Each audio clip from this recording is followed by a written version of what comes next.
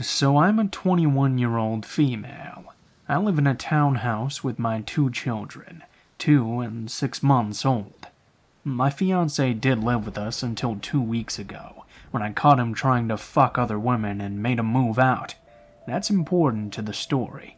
I'm a stay-at-home mom. And when he did live with us, my ex worked evenings. Sorry for the long post. Let me set the scene here. We live in a tiny town in northern Pennsylvania. My line of townhouses sits right in front of a big field that runs to a line of woods. As far as I'm aware, these woods stretch for at least a few miles, and I'm not aware of any houses in there or any roads that lead through them at all. My living room has 3 windows. They all look out into the field, and my bedroom on the 2nd floor only has one that faces that way as well. People do tend to walk their dogs back in the field, and kids sometimes run around and play there, but I rarely ever see anyone close to my house.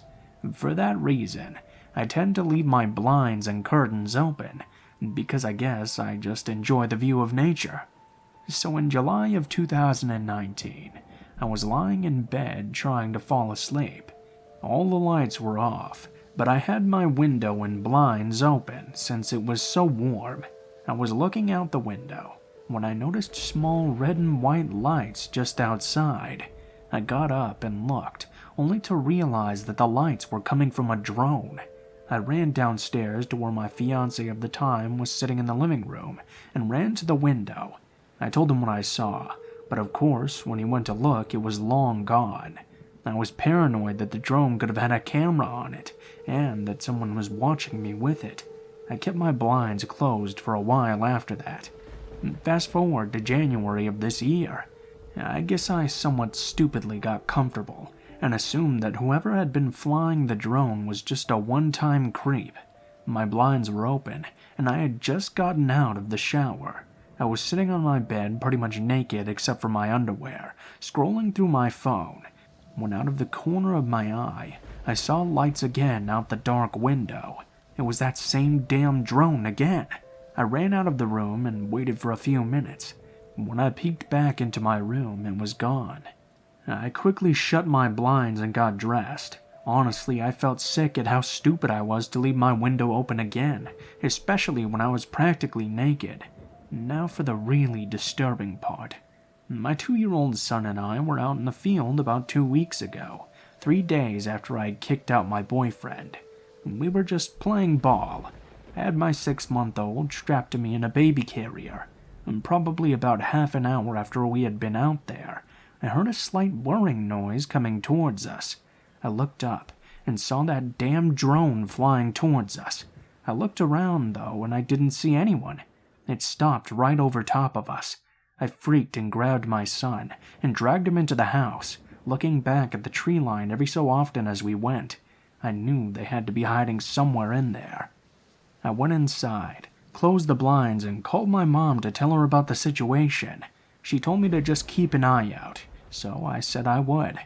My son likes to line his toys up along the windowsill, so I figured it wouldn't hurt to open them up just about an inch or so. A little while later, after we ate dinner, and it was almost dark, I was feeding my 6-month-old, and my son was playing. He was standing over by the window, lining up his toys. All of a sudden he started saying, "Dada, Dada." I assumed that he was just missing his father, and dismissed him by saying that he was going to see him that weekend, but he just kept on saying it though. I looked up and saw him pointing to the window, under the little gap the blinds didn't cover. I froze. I remembered that he called any man with facial hair Dada, because he reminded him of his father, but there was no way someone would be bold enough to actually come up to my window, not when my neighbors are literally right there. Anyone could see them. But there aren't any lights back there after all, so unless someone actually stepped out of their house, I guess nobody would see them at all. Maybe it was my ex, but he should be at work at that time.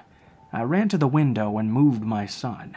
I didn't want to lift the blinds, but honestly, I was sure it had to be the person who had been creeping on me for the past year, and I needed to see who it was.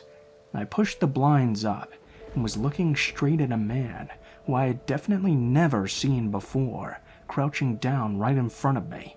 He was bald with a mustache and goatee. I have no idea how old he was. He could have been anywhere from 30 to 50. When he saw me, he smiled at me and stood up. I yelled and told him to fuck off and that I was calling the cops. He just stood there, smiling at me like some freak. I was about to close the blinds again when he said something I couldn't quite make out. I told him to leave again and he said it louder this time. "I just want to talk to you." I shook my head no and kept yelling at him. He started slapping his hands against the window, yelling no, no, no, over and over. I grabbed my phone, scared that he was going to try and break in. I dialed 911. My kids were crying from the yelling, and I felt on the verge of tears too. I told the operator what was going on. The whole time I was on the phone, the man was pounding on my window, screaming now in full force. He was yelling all kinds of nonsense, and I only caught some of it. He said he'd been watching me for months. I was beautiful. He wanted me to come with him or he'd kill my children if I didn't. The operator told me to go into an upstairs room and hide until the police arrived. My town doesn't have a police department, so we rely on the state police. She said it would be about 20 minutes, but to stay on the phone with her. The man was practically punching at my window now, and just screaming like a maniac. I was about to grab my kids and run upstairs when I heard someone else screaming. The man bolted. I looked out the window and saw my neighbor and his girlfriend.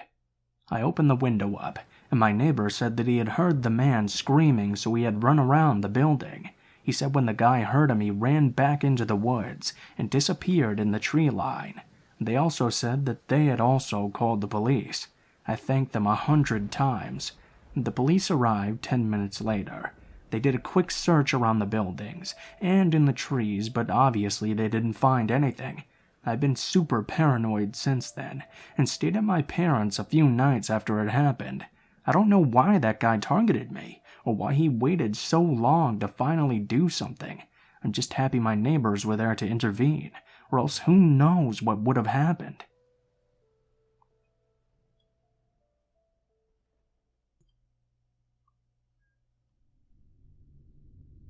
A few years ago, I was renting a house in Northern California. The neighborhood was just outside the suburbs. It seemed like the perfect balance of having space and having nice neighbors, close enough to not feel isolated. The area had no streetlights, so it was very dark at night, especially if there were clouds blocking out the moonlight. It didn't bother me, though. It made my little house feel even more quaint on dark nights. I got home from work one day in midwinter. It was a cloudy night, so pulling up to my house, I saw only what my headlights and front porch light illuminated. When I got out of my car, though, I caught a whiff of cigarette smoke. That was odd, as I had never smelled that before around that house. I didn't see anyone nearby, so I ignored it and went inside. I had just gotten off a shift with a few hours of overtime, so I felt really tired. Even though it wasn't even 7 yet, I decided to take a shower and call it a night. I woke up some time later, sure that I had just heard a noise inside my house. I wasn't worried right away, because my friend would sometimes stop by to use my shower after work, on his way to his night classes. I even gave him a spare key, so he could stop by even if I wasn't home. He would always text me to let me know beforehand, though, and I hadn't heard my phone go off that night. I reached over to my bedside table and picked up my cell phone to see if my friend had sent me a text. The bright light from my phone's screen and number pad blinded me. These were the days before phones had a light sensor that would dim the screen in the dark, and the phone was so bright that I could use it as a flashlight. Through squinted eyes, I could make out that it was 9-something, but I couldn't tell if I had an unread text or not. I set my phone aside and called out to my friend. There were a couple of seconds of silence before I heard loud footfalls as someone started running through the bottom floor of my house. I leapt out of bed and ran to the closet. They were already up the stairs by the time I had opened the door and stepped inside. That house had 3 rooms upstairs, 2 bedrooms on either side of the hallway. The one I was in and a spare, and a bathroom at the end. The bedroom doors were both closed, but the bathroom door was cracked open. I heard whoever was in my house thunder down the hallway, past my door and into the bathroom. Thank God he did. That gave me enough time to open the attic access in the ceiling of my closet and hoist myself up. I had just started to lift myself up when the person ran back out of the bathroom. My feet were barely inside of the attic when the bedroom door burst open. I heard footsteps run into my room and stop. When they didn't see me in that room, they ran back to the hallway and into the other room, which just had boxes stacked in a corner, some weights, and a table where I painted my miniature models. I guess they decided that if someone were hiding, it would be in the bedroom, because they charged back into my room and turned on the light. A moment later, the closet door was ripped open. I was crouched in my attic, just a foot or so away from the access so I could try and stop them if they started to climb up. From my vantage point, all I could see was from about their knee down. They were wearing dirty blue jeans, with frayed cuffs and worn work boots. After a few seconds of looking in the closet, they stepped away, and I heard a loud crash come from my room, followed by a scream of frustration and anger. That scream was the most unnerving part of the incident for me. It reminded me far too much of my stepfather, who would scream in a similar way when he lost his temper. He would eventually be put in a mental hospital for several mental disorders that resulted in erratic and violent tendencies. The man in my house ran back down the stairs. I heard crashes and clatters as things were thrown about and furniture was knocked over. I stayed crouched in the attic. I had left my cell phone when I ran for the closet, and I wasn't certain I could climb down without him hearing. After some time, the noises stopped. I started counting slowly. When I reached 1,000, I decided it would be safe enough to climb down and call the police.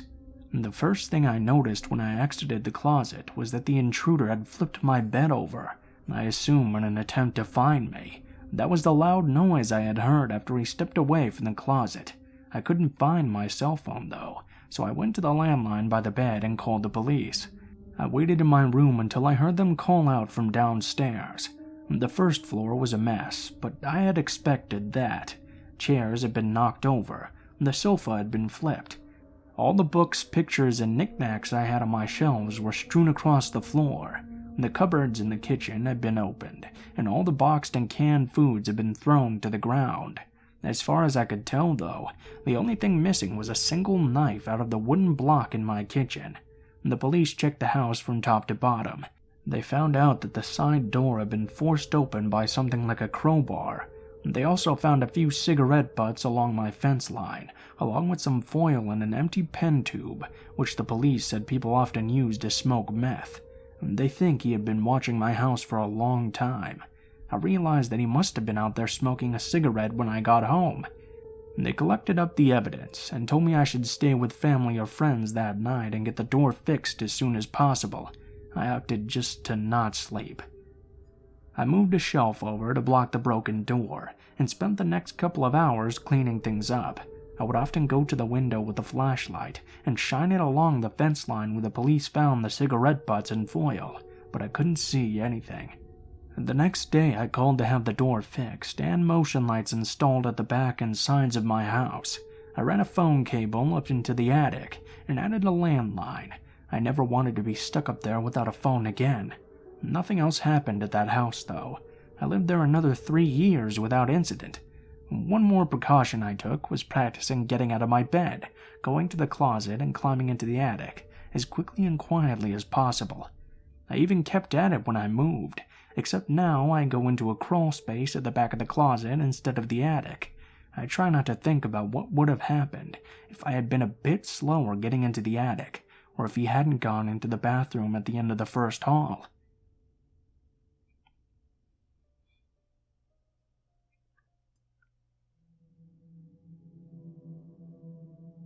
So I live in an apartment complex right next to a 7-Eleven, literally about a 2-minute walk from my door.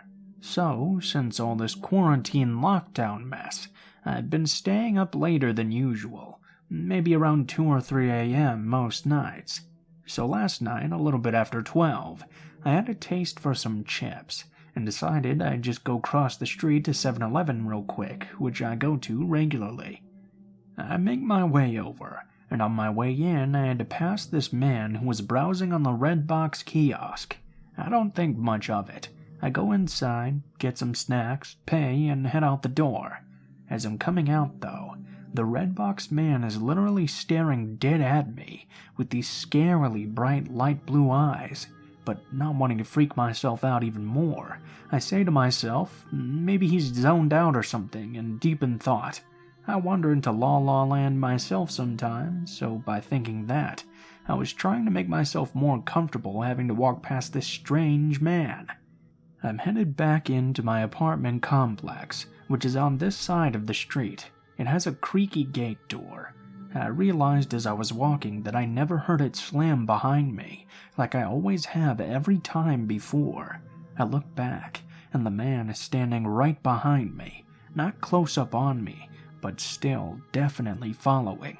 Once again, trying to ease my mind, I think to myself that he must be going home. I also noticed, though, that he didn't have any discs in his hand, for as much as he was at the kiosk the whole time I was in the store, taking my sweet, indecisive time. Not wanting to come off as scared, I kept my same pace. I probably should have sprinted, though, because fuck being nice. Anyways, I'm literally just a few steps away from my door, which is upstairs, when the man randomly calls out to me, "Hey, do you have a lighter?"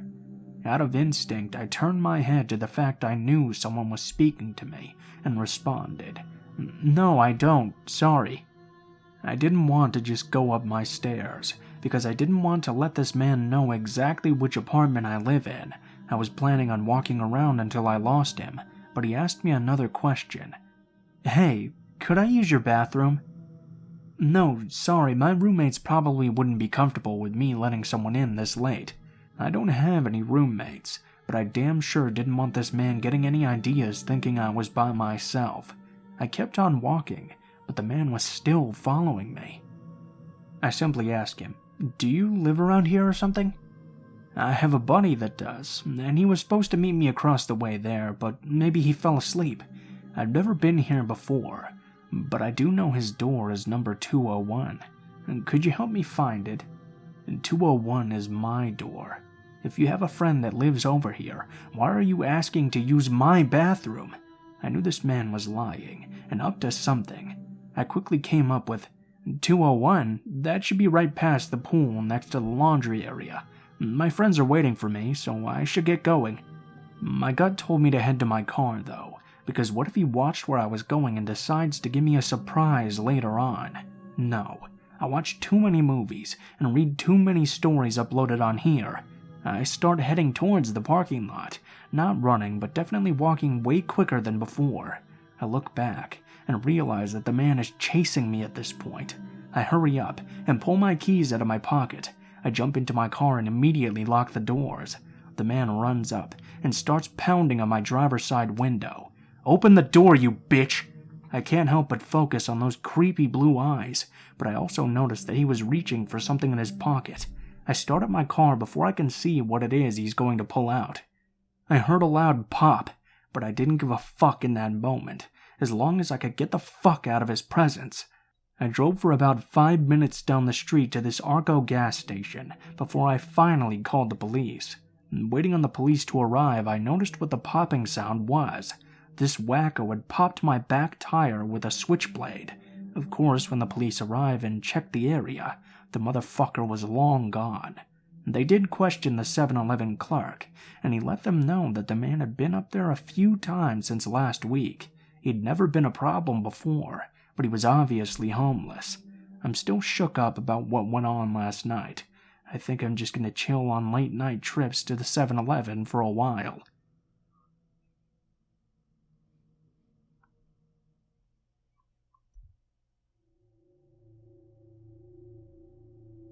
This all happened over a year ago, so I'm safe now. I had broken up with my now ex back in January of 2019. My doing. I was angry at everything, and had just joined Tinder. I talked to a guy that seemed pretty cool, and was quite attractive. I talked to him quite a bit, and took a lift down to where he lived. Now his dad had passed away not too long ago, so he moved back in with his mom to help out. I found that very sweet, so I thought nothing of it. We took a lift to Walmart and to the liquor store as his mom had requested some wine. I had bought pizza to bake at their home to make a decent impression and had purchased her wine. She gave me cash for it despite my protest. Again, I was trying to make a good impression. This home was so gorgeous. They had an old-timey jukebox, and freaking sink taps in the bathroom were installed in the mirrors. Water flowed from a spout in the freaking mirrors. His mom was as sweet as Southern tea, and seemed to have taken quite a liking to me. Cool. So this guy had been messaging his lesbian best friend, C, and explained that he helped her out after she broke her ankle and such. Again, I thought, what a nice guy.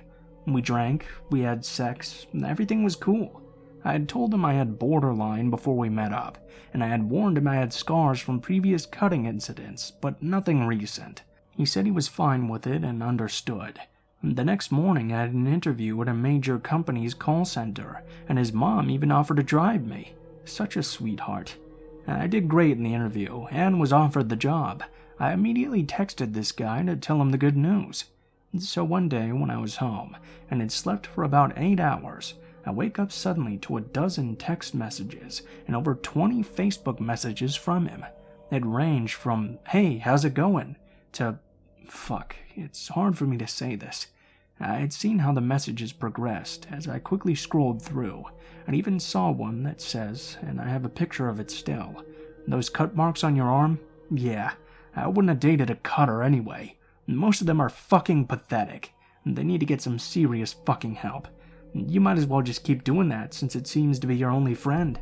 What the actual fuck? I blocked him. Then I posted it to my Facebook page so if anyone knew him, they could know what he was actually up to. All of a sudden, I got a friend request from his lesbian best friend, C. She filled me in. She was not a lesbian. She had just broken up with him hours before befriending me. They were still dating when he had me come over.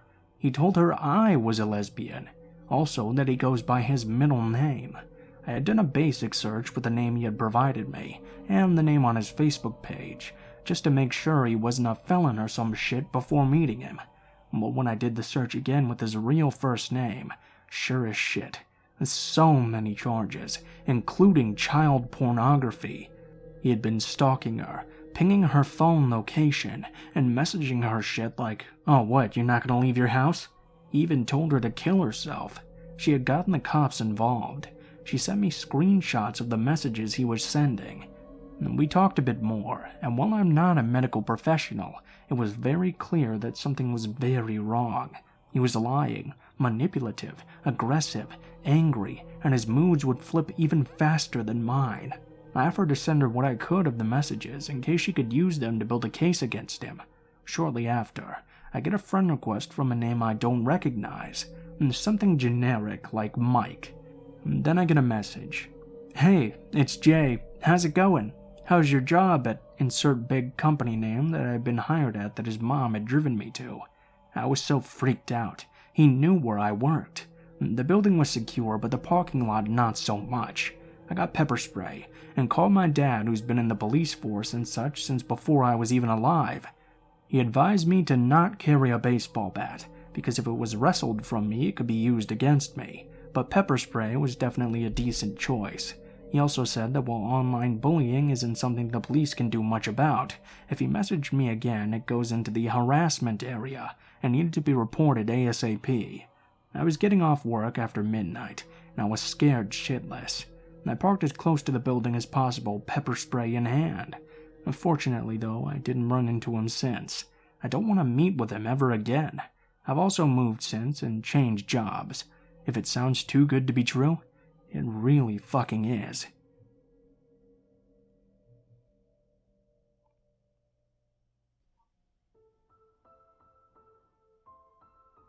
What is up, guys? Blue Spooky here, as always. Thank you guys so much for watching, especially if you made it this far to the end of the video.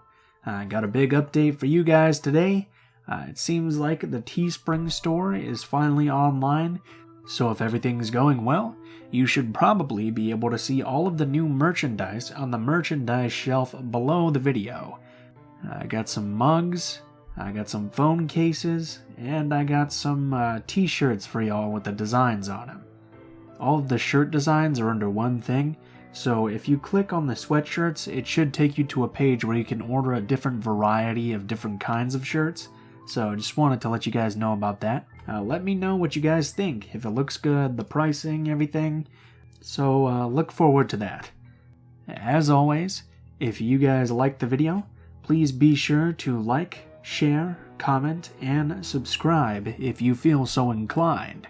If you have a story that you'd like me to read, or you have a story that you'd like to send in yourself, please be sure to check the description of the video below, as it contains all of the links to my social media, including my Facebook, Twitter, Gmail, and Twitch accounts. If you do decide to send in a story, please be sure to include in the tagline what the name of the story is, how you would like to be credited in the description of the video the story appears in, and what type of story it is, if it does have a type. Also, if you decide to send in a story, please be sure to properly format it into separate paragraphs. Thank you guys very much for that. If you guys are curious about the music used at all in this video, it's all listed in the description below, in the order of which it appears in, with links to all of the artists as well. So if you enjoy their work, please be sure to check it out and support them. Speaking of artists, as always, my friend Alan is doing the thumbnails for the videos now, so I have links to all of his art pages in the description as well. So if you like his art and you appreciate it a lot, please be sure to check out his pages and go support him, because he does some really great stuff. I think that's all for today, guys, so thank you so much for watching, and I hope you guys have a great day.